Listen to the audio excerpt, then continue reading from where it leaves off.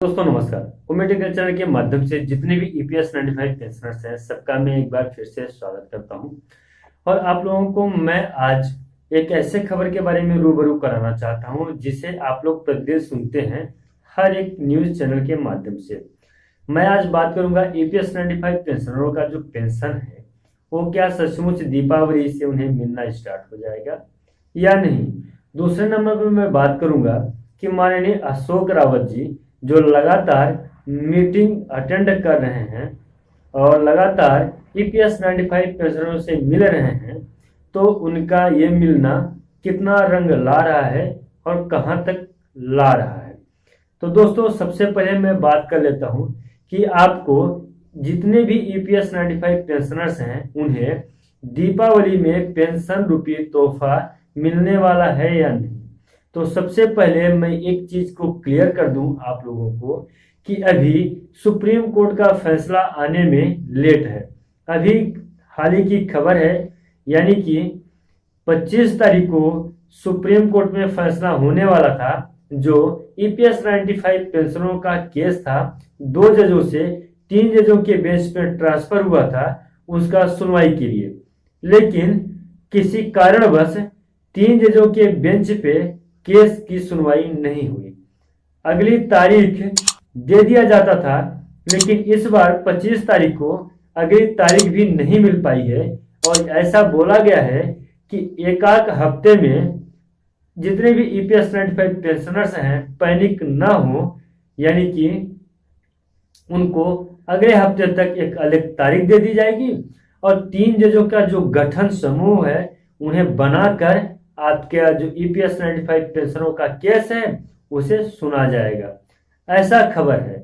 लेकिन जब तक सुप्रीम कोर्ट अपना फैसला नहीं सुना देती है तब तक चाहे 4 तारीख हो या कोई भी तारीख हो, चाहे दीपावली हो, चाहे मतलब कि कोई भी शुभ घड़ी हो, ऐसा बोला जाता है कि शुभ घड़ी यानी कि कोई राष्ट्रीय पर्व त्योहार या कोई बड़ा त्योहार जब आता है उस टाइम पे जितनी भी ये कंपनियां हैं अपना कुछ न कुछ as a bonus, as a खुशी के रूप में देती हैं।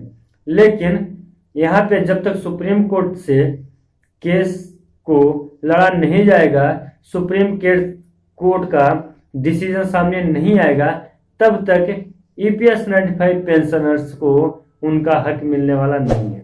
इसी बात को लेके माननीय अशोक रावत जी जो तो काफी चिंतित भी हैं और काफी ज्यादा अग्रसर हैं काम को लेके। ये बात उनको मालूम है कि जब तक सुप्रीम कोर्ट का फैसला नहीं होता तब तक कोई भी चाहे ईपीएफओ हो या दूसरा संस्था के माध्यम से पेंशन में बढ़ोतरी तो नहीं हो सकती है। उनकी प्रमुख 4 जो मांगे हैं वो पूरा नहीं हो पाएंगी। इसलिए माननीय अशोक रावत जी लगातार मीटिंग ले रहे हैं। उनका एक एक्सक्लूसिव इंटरव्यू हुआ है, जिस इंटरव्यू में उन्होंने बताया है भोपाल बैठक में अपने सहयोगी साथियों के साथ में आए थे। एम्प्लॉइज खबर चैनल के माध्यम से उन्होंने इस बात को कहा। उन्होंने स्पष्ट रूप से बताया कि जितने भी ईपीएस 95 पेंशनर्स हैं उन्होंने अपने जमा पूंजी को जमा किया, कंट्रीब्यूशन किया, ईपीएफओ को दिया। अब ईपीएफओ का ये मूल रूप से उसका कर्तव्य है कि जितने भी ईपीएस 95 पेंशनर्स हैं उन्हें यथा उचित पेंशन की सुविधा उपलब्ध कराए, मुहैया कराए। लेकिन ईपीएफओ के द्वारा ईपीएस 95 पेंशनर्स को अभी तक वो सुविधाएं मिल नहीं पाई हैं। उन्होंने ये भी कहा कि अगर 2014 से 1000 रुपए का पेंशन में बढ़ोतरी हुई है, यानी कि मिनिमम पेंशन 1000 रुपए रखा गया, यानी 2014 से 2021 हो चुके हैं, अभी तक इस दायरे को भी पार नहीं कर पाए हैं ईपीएस 95 पेंशनर्स। 200, 400, 500, 600 और 1000 रुपए तक भी अभी नहीं पहुंच पाए हैं कुछ पेंशनर्स। वो उन्हीं पेंशनर्स की एक लिस्ट बना रहे हैं कि जितने भी ईपीएस 95 पेंशनर्स हैं जो मुख्य रूप से 1000 रुपए के भी नीचे हैं, यानी कि मिनिमम पेंशन 1000 रुपए से नीचे पेंशन नहीं होना चाहिए। उससे भी जो नीचे हैं उन्हें उनका हक मिलना चाहिए और उनके कंट्रीब्यूशन के हिसाब से उन्हें एक पेंशन, अच्छा पेंशन प्रोवाइड कराएं, ताकि जितने भी ईपीएस 95 पेंशनर्स हैं वो अपने परिवार को अच्छे से चला सके। अब समस्या ये आ रही है कि आज के महंगाई के दौर में ईपीएस 95 पेंशनर्स किस प्रकार से अपना गुजारा करेंगे। आगे उन्होंने ये बात भी कही कि जितने भी ईपीएस 95 पेंशनर्स हैं वो ईपीएफओ से अपना हक मांग रहे हैं, न कि भीख मांग रहे हैं।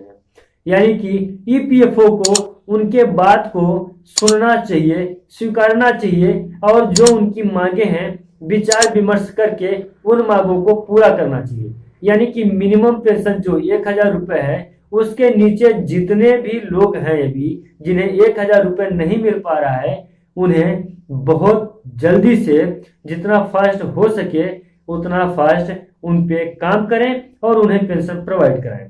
दूसरा नंबर बात यह है कि जितने भी ईपीएस 95 पेंशनर्स हैं उनका जिस हिसाब से पेंशन में कटौती हुआ है उसी हिसाब से उन्हें पेंशन दे और मिनिमम पेंशन का जो दायरा 1000 रुपए है उसे 7500 रुपए करें।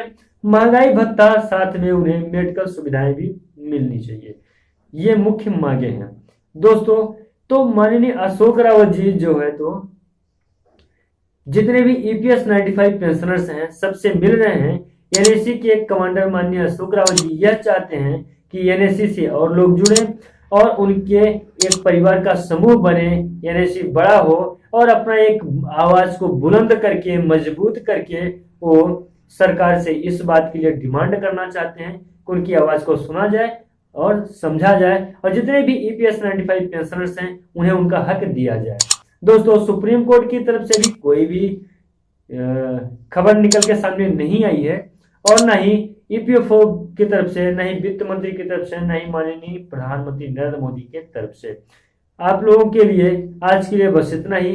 मिलते हैं किसी नए खबर में, नए वीडियो में। लेकिन दोस्तों, आप लोग चैनल को सब्सक्राइब नहीं कर रहे हैं बिल्कुल। अगर आप लोगों को हमारी बात समझ में आ रही है तो चैनल को बिल्कुल सब्सक्राइब करें, चैनल को सब्सक्राइब कर लें, क्योंकि ये खबर जो है ईपीएस 95 पेंशनर्स के लिए है, आपके लिए है, आने वाले हमारे बच्चों के लिए है।